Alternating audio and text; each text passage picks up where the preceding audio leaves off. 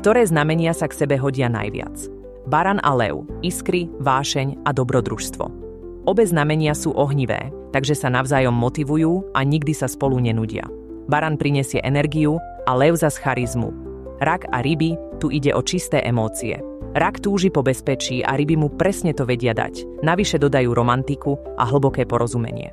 Spolu si rozumejú aj bez slov. Bík a panna, praktická, stabilná dvojka.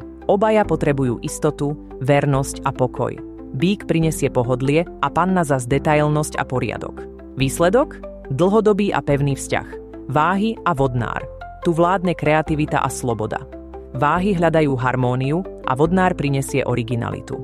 Spolu tvoria pár, ktorý je stále v pohybe, stále objavuje nové veci a nikdy nezostarne duchom. Strelec a baran.